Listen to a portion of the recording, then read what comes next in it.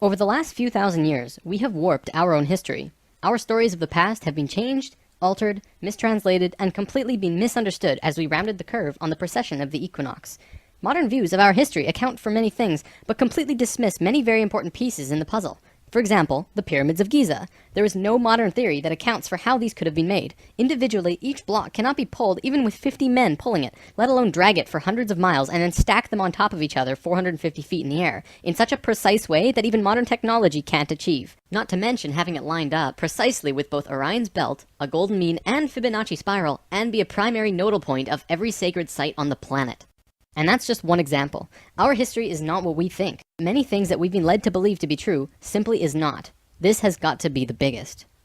The field of archaeology recently saw some monumental discoveries that are rocking the foundation of what we think we know about ourselves. Many ancient cities such as Babylon, Erech, and Akkad that were written about in the Bible and other ancient texts were always thought to be myths because no one could prove they existed.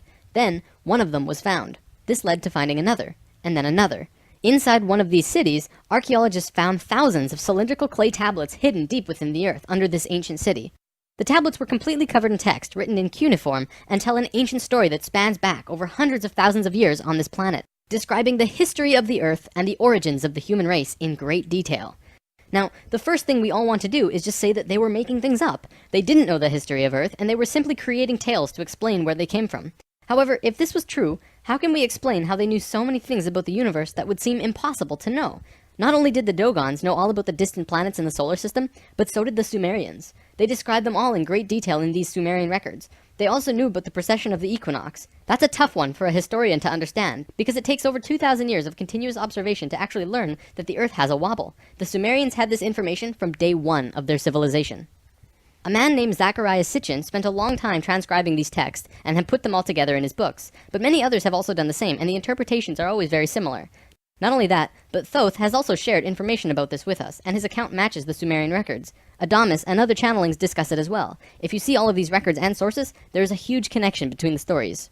Now, this story spans back hundreds of thousands of years into our past. It talks about Tiamat and Nibiru, the Nephilim, seeding the human race, Adam and Eve, and the children of Lemuria. This portion of the story is really interesting, but not the most crucial to know. We're not going to be covering this at this time. We are, however, going to be picking up the story at the end of Lemuria, and discussing the events of Atlantis up to present day.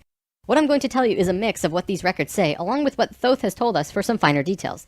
Please have your own experience while watching this. I'm not going to tell you that this is fact. I am simply saying, decide for yourself.